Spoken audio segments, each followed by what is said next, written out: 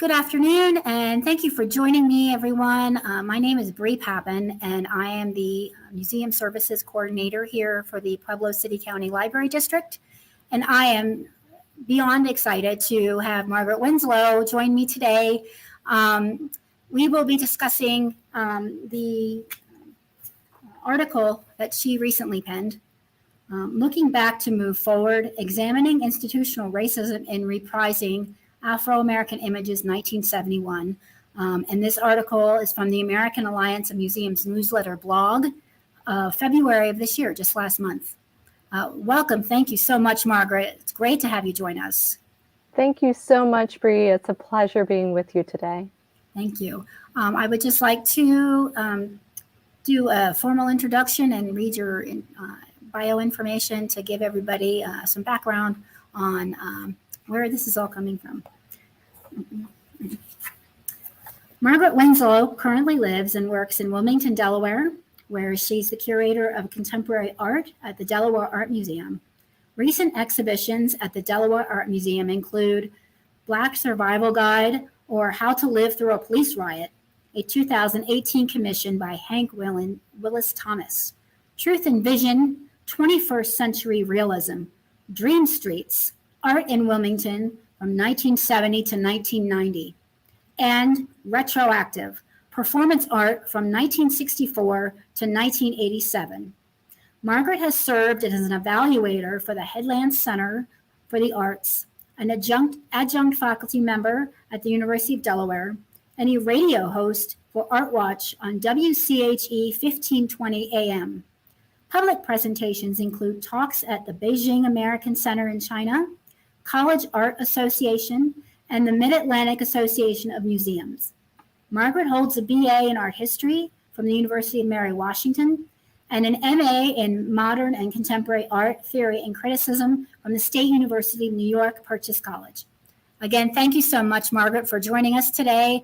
I am very excited to hear about your discussion and examination of the African American images from 1971 and the reintroduction and remounting of the exhibit from 1971, 50 years later at the Delaware Art Museum. Very excited. Thank you so much, Bree. So I am going to share my presentation, and today I will be discussing this recent project, the restaging of Afro-American Images 1971, in partnership with Aesthetic Dynamics Incorporated. And I will be walking you through the article that I wrote for the AAM blog. And we'll have time at the end to open up for questions and conversation about the various aspects and elements that I'm sharing in the presentation today. Absolutely. And viewers, as you're watching this, if you have a question for Margaret, please feel free to type it in. I'll see it on the side banner there, and we can address it at the end of her presentation. Wonderful. Thank you, Bree. So as I mentioned, and as you heard, this exhibition, Afro-American Images 1971, The Vision of Percy Ricks, was presented here at the Delaware Art Museum from October 23rd of last year through January 23rd of this year, just closing recently. And as I mentioned, and as I will expand upon during the presentation, this exhibition was presented in partnership with Aesthetic Dynamics Incorporated. And that was an integral part of how this exhibition both came to be and how it developed and was presented here at the museum. But one of the first questions that came up during the presentation of the show was, how did this project come to be, restaging an exhibition 50 years later? When we were working here at the Delaware Art Museum on an exhibition that I'll talk a bit more about in a bit, in 2015, we were digging deep into the artist vertical files and looking deeply at the cultural activities, creative exhibitions and projects taking place here in Wilmington in the 1970s and 80s. During the course of this research, I came across an exhibition price list for the show Afro-American Images 1971. It was presented in Wilmington in February of that year at the Armory, the Wilmington Armory.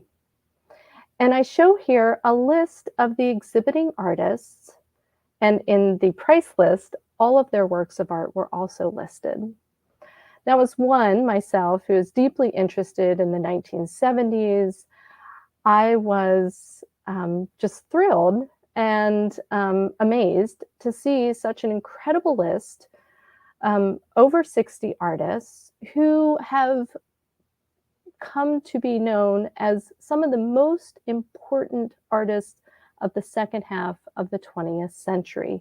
Sam Gilliam, Barclay Hendricks, Humbert Howard, Alma Thomas, Samela Lewis. This list is just incredible.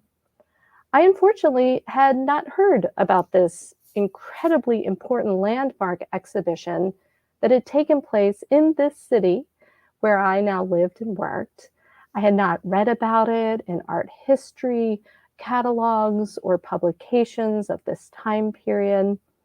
And it felt as though this was a project, a moment that certainly was in need of some greater research and looking. There was really a dearth of information on this incredibly important project. And so the genesis of the exhibition began there. And over the course of 6 years or so in development, we were able to present it at its 50th anniversary here at the Delaware Art Museum. This project, as I mentioned, would not have been possible without the partnership with Aesthetic Dynamics Incorporated, and specifically one of its core members, Dr. James E. Newton, who is pictured right here, if you can see my cursor, at the opening of the exhibition. It was Dr. Newton who I approached when I learned of this incredibly important exhibition, and he too agreed that the work of Percy Ricks, the exhibition's organizer, and the work of Aesthetic Dynamics, the multiracial artist collective that launched this first project, he agreed that that important work was underdocumented. And he also agreed that the presentation, a restaging of the show at its 50th anniversary, would provide the opportunity for art historians, members of the artist community, participants in the original 1971 show to come together and ensure that that important archival research and scholarship was thoroughly completed. To begin this project, we assembled, as we have done at the past here at the Delaware Art Museum, an advisory committee. And included in this photograph are several Aesthetic Dynamics Incorporated members who participated in that advisory committee. Joining that group, which first gathered at the end of 2018, we worked together for 3 years in total. Joining that group were art historians, scholars, members of the arts and culture community here in the city of Wilmington, art historians and curators from around the nation with deep knowledge of art history at the middle and second half of the 20th century, and art historians and curators deeply invested in African American artistic history. It was an incredibly robust group of individuals who committed, as I mentioned, 3 years, quite a long time to the development of this exhibition. And their invaluable input shaped all aspects of the project. So the interpretation, the scholarly approach, the programming, even the way that the exhibition and all of its associated activities were messaged out to the community and out to the public. During that very first advisory committee meeting in 2018, one of our advisory committee members, Marilyn Whittington, who is Director Emerita for Delaware Humanities, asked what would become a pivotal question in our planning process and ultimately shaped so much of the work. She asked, why was the Delaware Art Museum interested in doing this exhibition now, 50 years late? And she raised incredibly important questions about the Delaware Art Museum's racist past and the upholding of racist institutions and institutional work that the Delaware Art Museum had perpetuated. She recalled very specific examples where the Delaware Art Museum had inappropriately treated African American artists, had underrepresented African American artists in the permanent collections and in exhibitions. And she very pointedly and appropriately raised the fact that Percy Ricks himself, the artist and advocate who conceived of this exhibition, was appropriately critical of the Delaware Art Museum at the time. What I show you here on the screen is a newspaper article that came out just before the exhibition opened. And there, the reporter is speaking with Percy Ricks about this incredible exhibition that he's organized. And they are making particular note, drawing our attention, readers' attention to the fact that this exhibition is not being presented at the Delaware Art Museum, one of the you might say, major arts museums in the city of Wilmington. It's being hosted at the Wilmington Armory.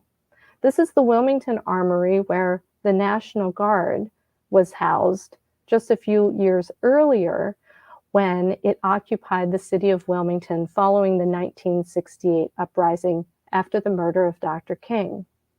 I highlight an important section in this newspaper article. Percy Ricks calls attention to this specifically, saying that the Armory is a place you can walk in regardless of how you are dressed, unlike a museum.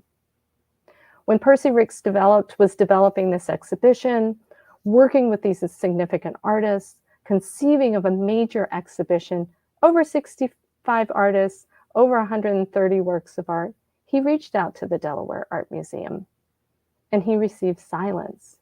There was no response from the administration to partner with him on what would become a landmark exhibition. Now I'll show in the next several slides two previous curatorial projects that had been presented here at the Delaware Art Museum, setting the stage for the kind of open, genuine conversation advisory committee members, community members felt like they could have with Delaware Art Museum staff. And this is part of the work that the Delaware Art Museum had done to build a foundation of trust so that advisors and supporters could feel comfortable raising these important questions and engaging in these conversations. In 2015, as I mentioned, the Delaware Art Museum presented Dream Streets, Art in Wilmington from 1970 to 1990. This exhibition was a deep look at two incredibly vibrant decades in Wilmington's arts and cultural history. Just several years prior, around 2008, 2009, Wilmington, maybe a little before, Wilmington, like other cities around the nation, had seen a robust expansion in development.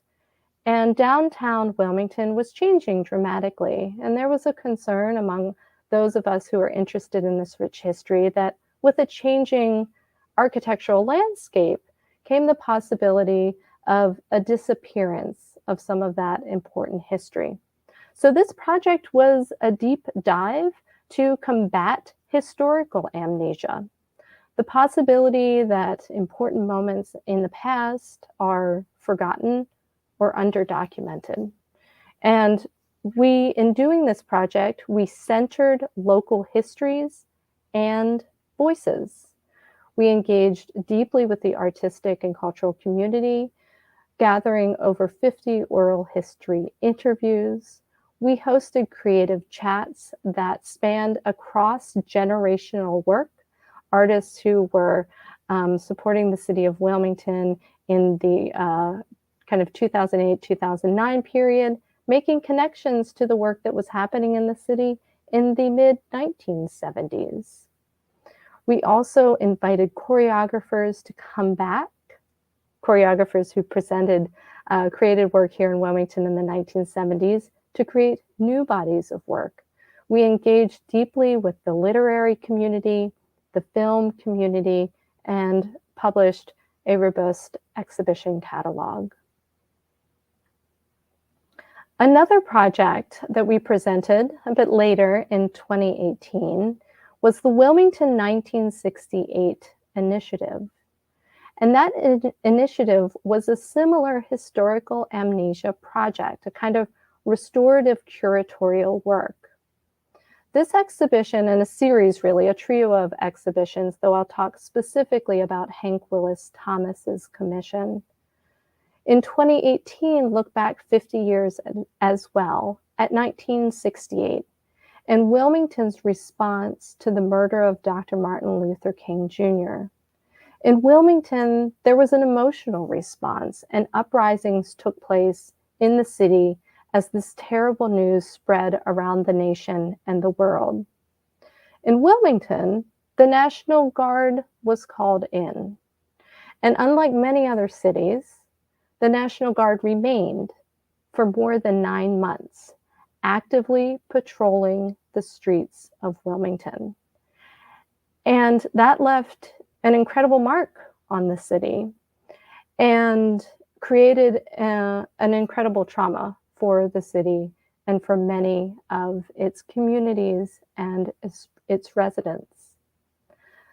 There are some, of course, in Wilmington who knew that history well, who had lived it themselves, whether as members of the National Guard, as young children on the street, or as teenagers and early adults who could still recall this history.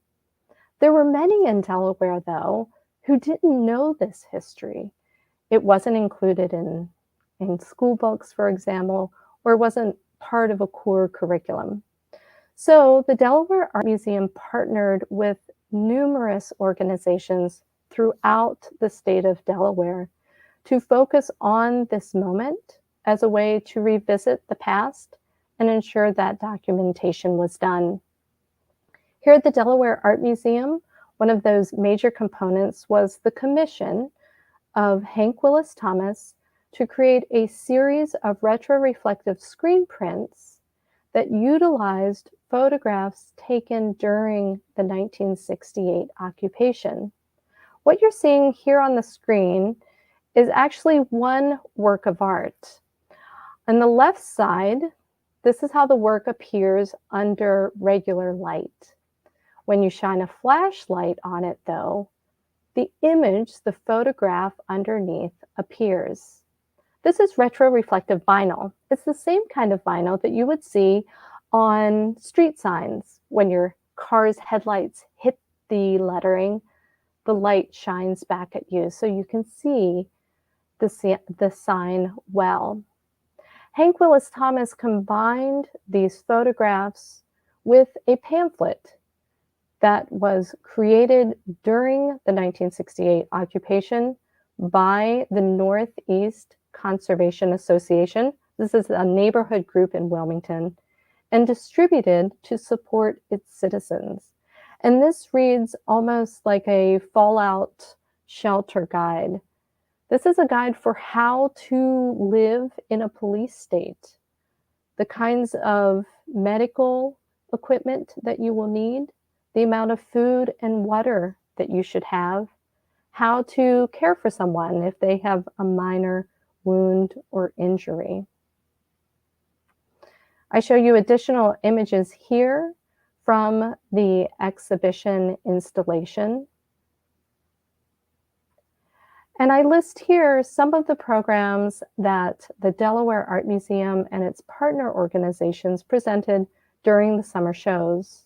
I taught a course at the University of Delaware. We created a robust website, which was a space to both share information, including a timeline of the events of 1968, as well as gather stories from community members who remembered being here, or those community members for whom this history was new and what their responses were, I should say. We also partnered with Hank Willis Thomas's For Freedoms group. This is an artist super PAC, to host a town hall conversation with Network Delaware on restorative schools, addressing the school to prison pipeline crisis in Wilmington and addressing a critical contemporary issue.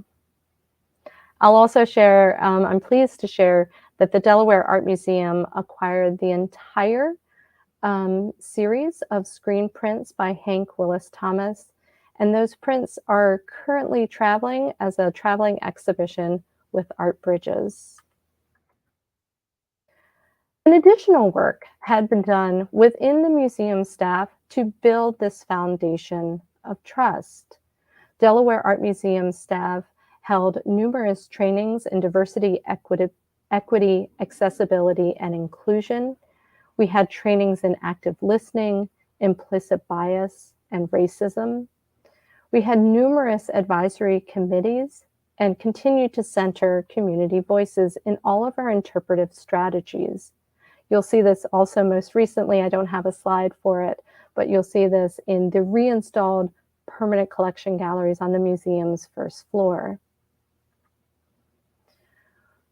That inclusion spread across staff, leadership, and board makeup. Here I show our most recent board cohort who joined the Delaware Art Museum. And all of this work was clearly communicated out to all of our constituents, out to our museum members, so that a firm understanding of the Delaware Art Museum's vision and mission and the concrete ways we were making change in our institution was firmly understood.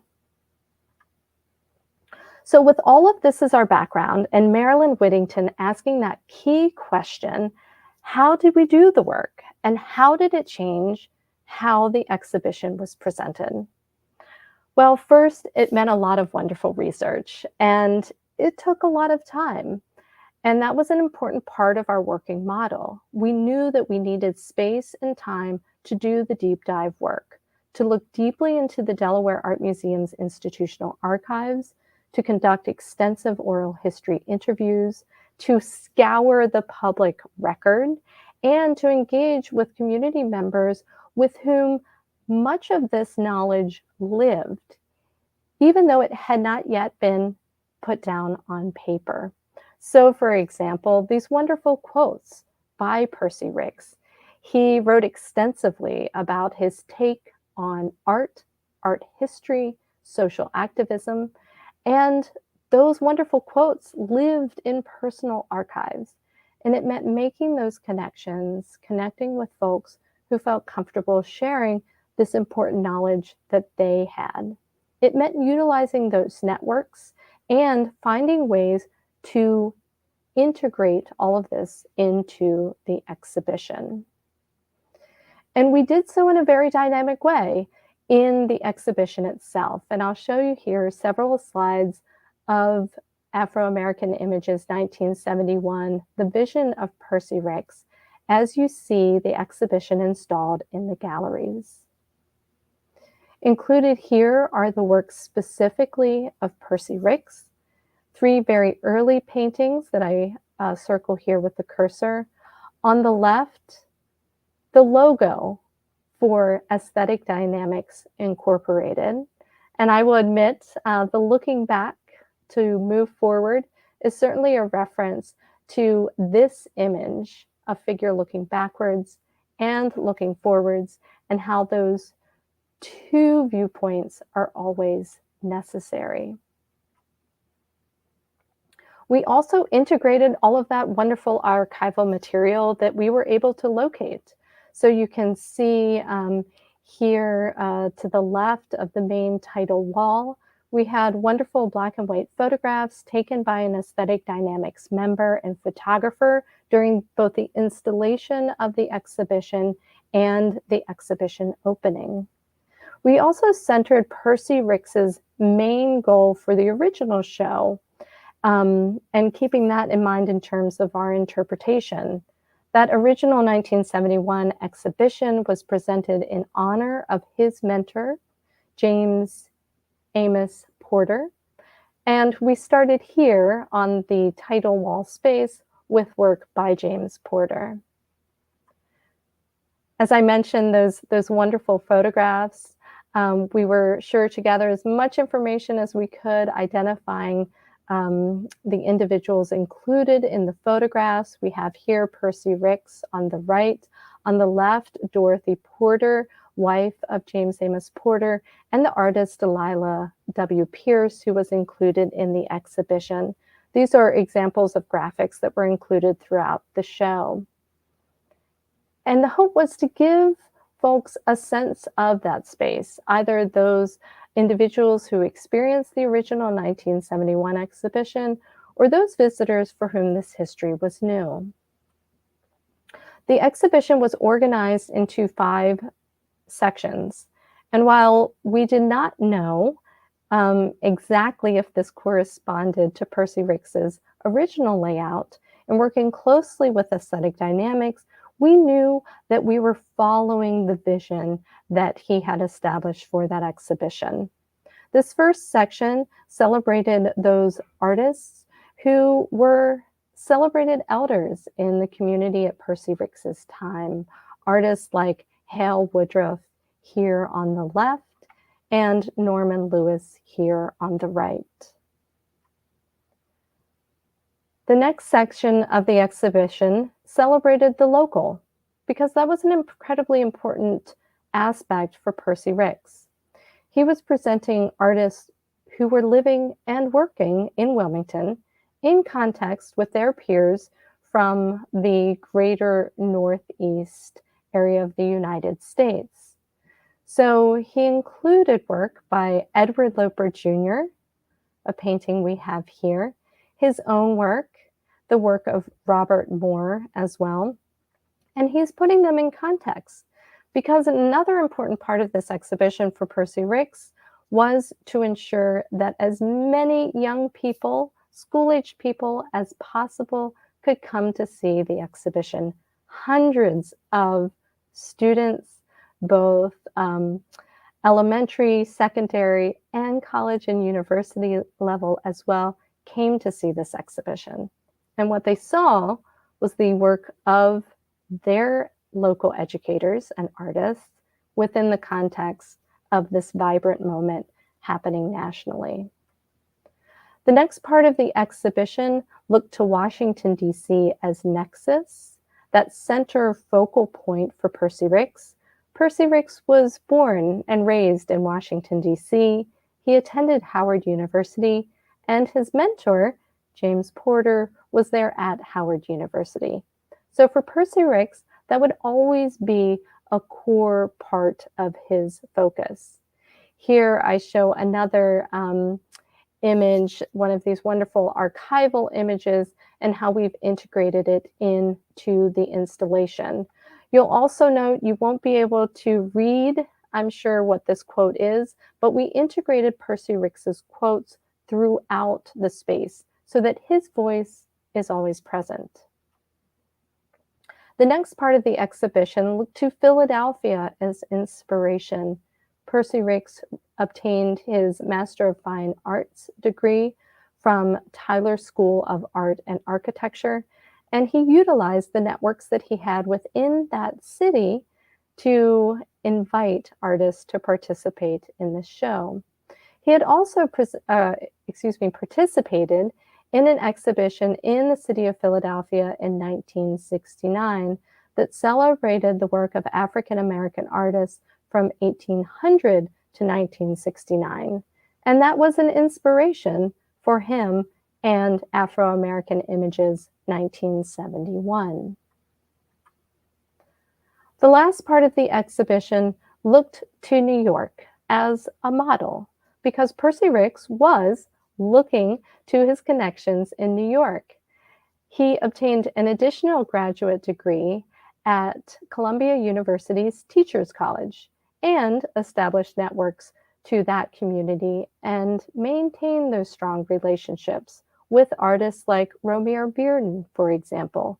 He talked extensively with Romare Bearden about Bearden and others' founding of Spiral Group, another African-American artist collective.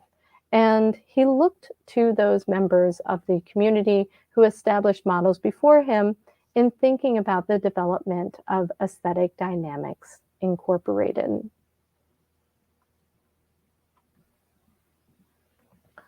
All of this work really changed how we were working within the context of the museum, between departments and among colleagues. What we knew, and as I mentioned before, was that we needed ample time and space, and we needed flexibility. When Marilyn Whittington raised that great question at the beginning, it was a significant shift from how we had planned to focus the interpretive strategy and the work of the museum around this exhibition. It also made us realize that we needed to, even more than before, broaden our perspectives. And I show you here, I hope you can read it somewhat well. If not, you can probably see it's a very long list on the table of contents for the catalog, just under 200 pages that accompanied the show. What we included were numerous community member responses to the 1971 project and to specific works of art included in the exhibition. We invited members of the advisory committee, artists, original members of Aesthetic Dynamics who helped install and celebrate the 1971 exhibition. We invited them to add their voices and respond to those moments. The longer versions were included here in the catalog, and excerpts were included on object labels throughout the exhibition. We also had extensive artist biographies, which were written by Ellington Lindsay, our Alfred Appel Jr. Curatorial Fellow, who was at the time a student at Howard University. We also had other artists and art historians write extensive scholarly essays, including Melanie C. Harvey, Simone Austin, and Dr. Newton, all contributed scholarly essays to situate this exhibition in Wilmington's history and in the history of American art. Here I show you just an example of how we paired a work of art, Charles White's I Have a Dream, with a response by Richard Raw, a poet, hip-hop musician and performer, and Wilmington community activist who was also commissioned to create a performance just following the run of Afro-American Images. One of the current Aesthetic Dynamics members, Carl Vincent Williams, created a commemorative poster celebrating this restaging of Afro-American Images 1971. Carl was a student of Percy Ricks, and so to this project, this commission project, he brought all of his art historical and art knowledge and experience and memories of his mentor. And in our introductory gallery, there were 2 galleries dedicated to the exhibition. We included additional memories by Aesthetic Dynamics members. We had 2 archival film clips, one from the early 1990s, another from 2008, where Percy Ricks was presenting. So we had the opportunity to see, for visitors to see and hear Percy Ricks, be it through video. We also incorporated additional archival images, and we made sure to list all of the original exhibiting artists from the 1971 exhibition. We tried incredibly hard to find all 130 plus works of art that were included in the 1971 exhibition, but that simply was not possible. Some of the works of art no longer exist, but when we could not find the original objects, we selected comparable works by those artists, comparable in time period, in style, in media. So in the end, we had about 55 of the original 65 artists. It was incredibly important, though, that all of those original exhibiting artists were named, and so we did so within this space. Here's an example of one of the current Aesthetic Dynamics members. We included works of art by those Aesthetic Dynamics members, current members, even though some of them did not participate in the original 1971 exhibition. But they and their work, of course, is a continuation of Percy Ricks's legacy.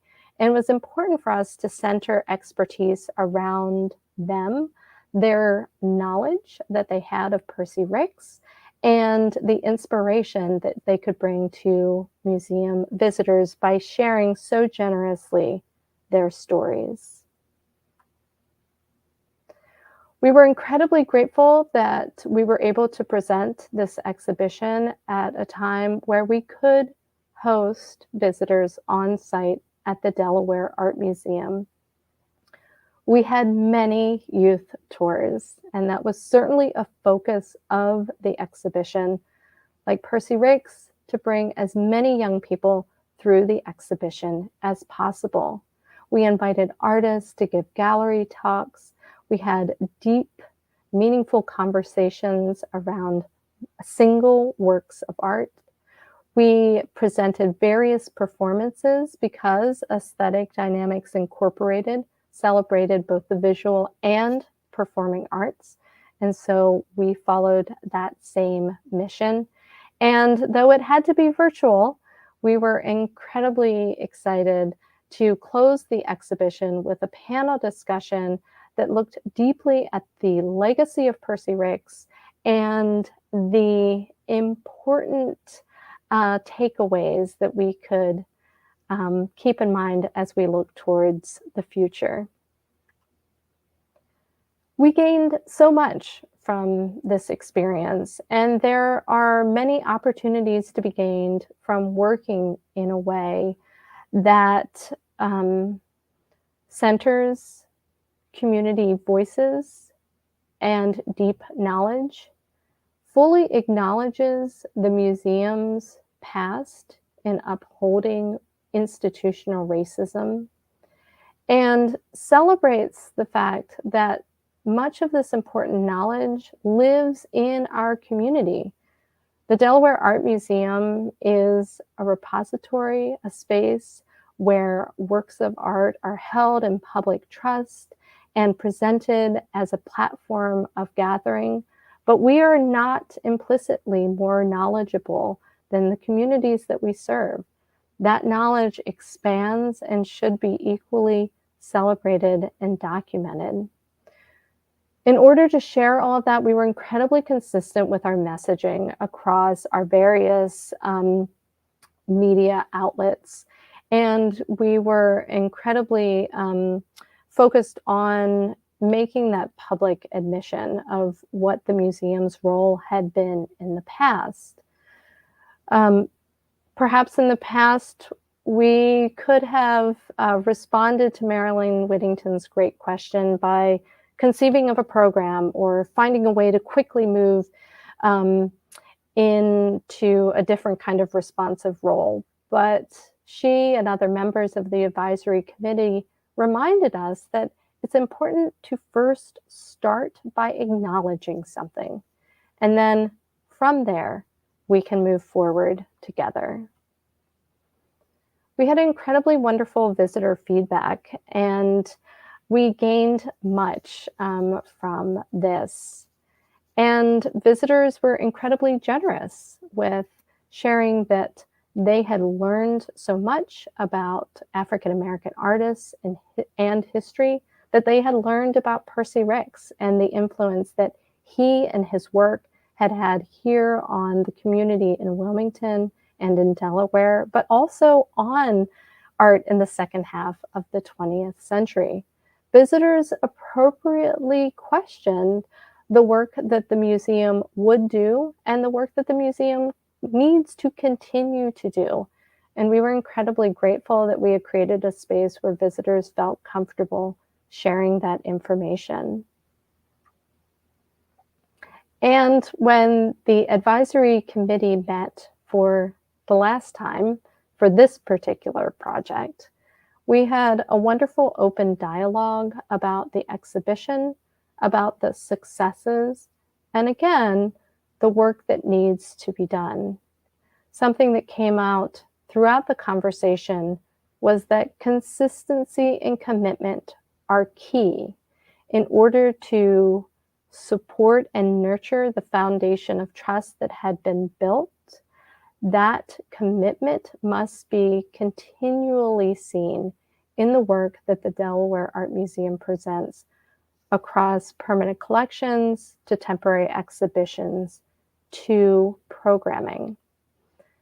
And I'll end by saying that this kind of restorative curatorial work, combating historical amnesia, acknowledging the discrimination of the museum of the past, is the way, I feel, to ensure that the wrongs of the past are not repeated today.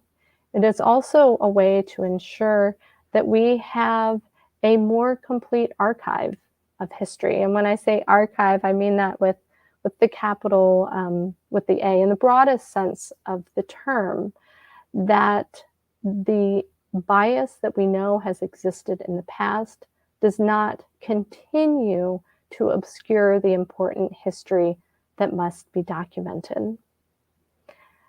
And with that, I will stop my share so that we can welcome any discussion and feedback.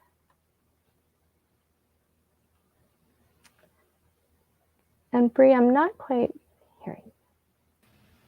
Thank you. So, we do have some comments.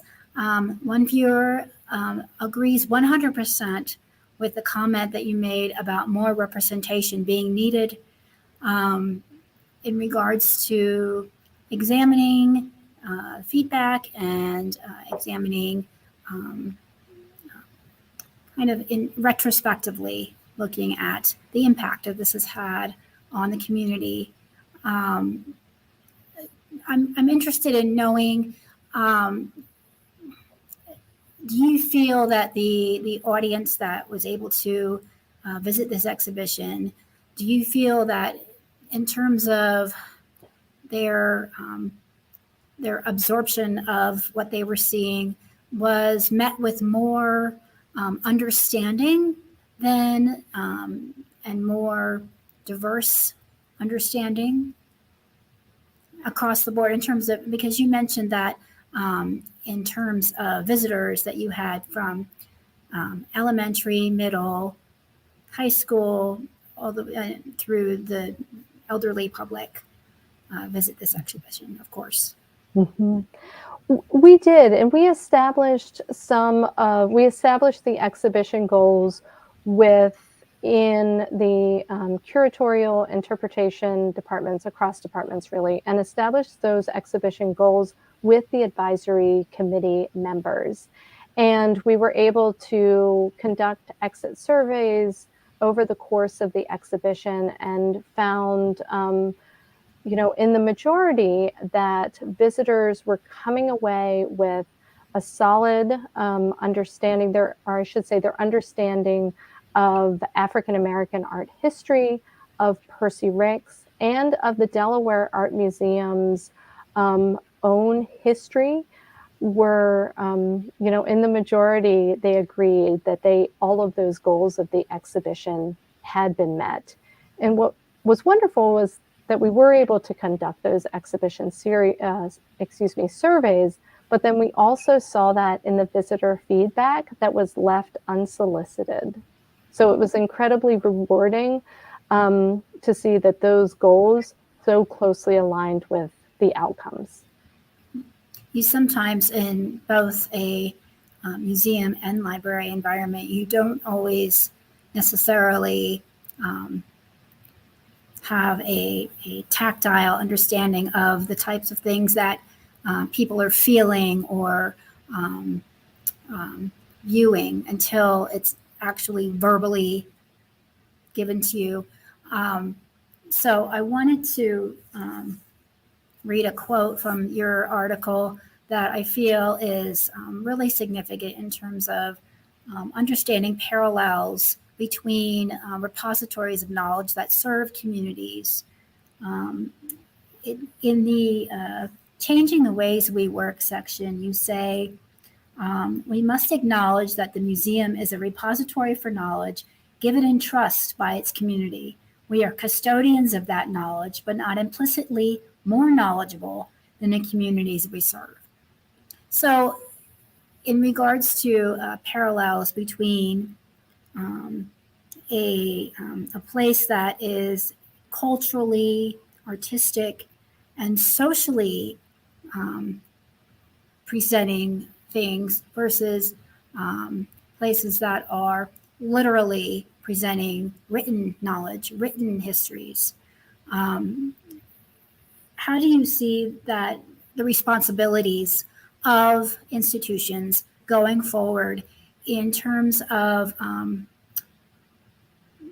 placing these histories in viewers, young viewers, viewers of all ages, going forward to have them have an understanding of these histories? That's a great question. And I think about so much of my work as a curator, as a connector. We're connecting stories.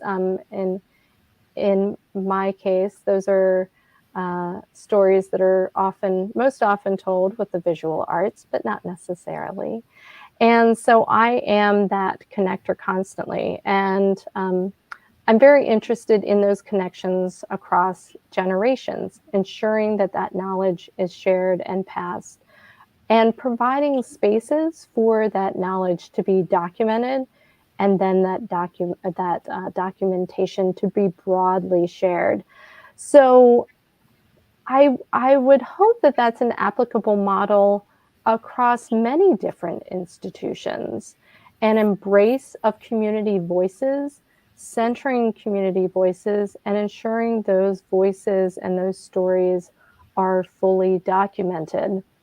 I'll share that, and this I'm sharing my bias, that when I was early on approaching this history and I found that price list, I thought, well, gosh, no one knows about this.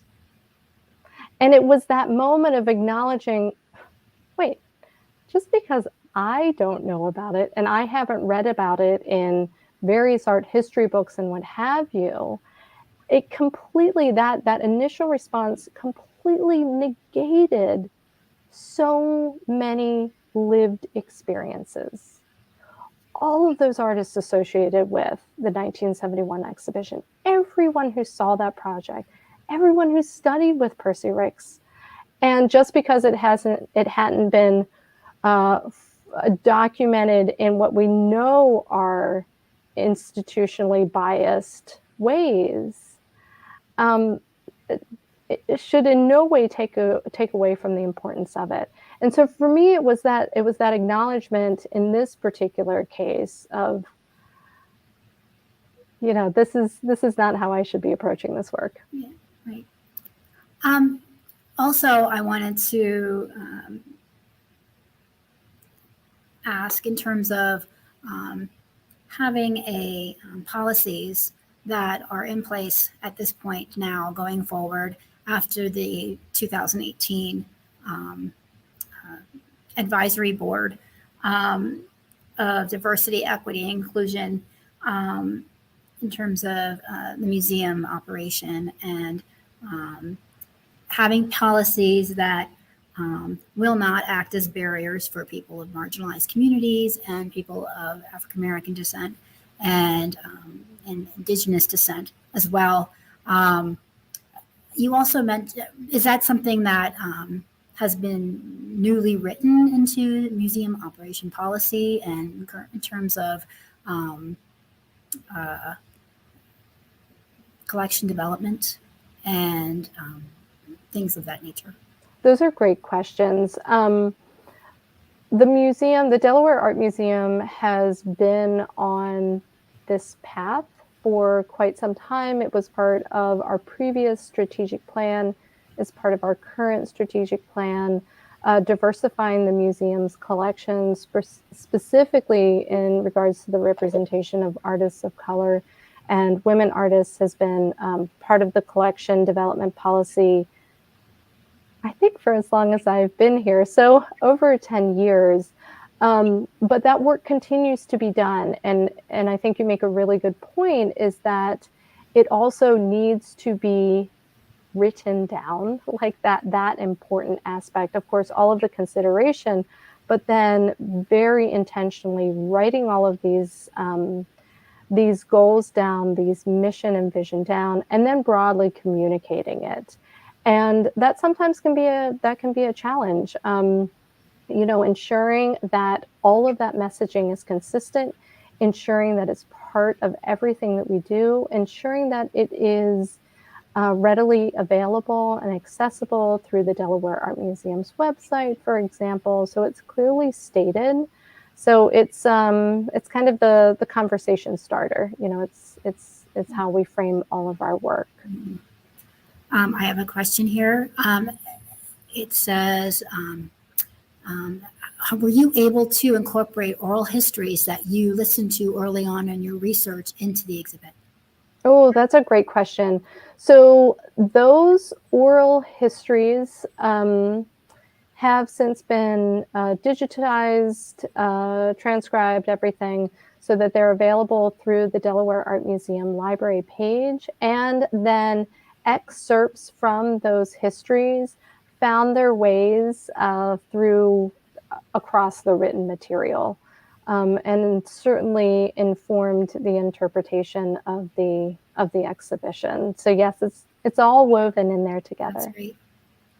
And one last question: is Aesthetic Dynamics Inc. still going forward? Are they still an active group? And do they have more things planned? That's a wonderful question too. Yes, Aesthetic Dynamics is an active and vibrant group. So there are not any current programs on the schedule, but it is an active group, and I anticipate that the Delaware Art Museum will continue to partner with them in the future. It was an incredibly wonderful relationship, and I'm eager to see it continue. That's wonderful. Well, I appreciate your being here with us today and taking you through this journey to revisit this incredibly engaging, important exhibit that you were able to introduce 50 years later. So very interesting. And as a Delaware native, it's just a part of history that, like you, I wasn't necessarily aware of until it was made aware to me.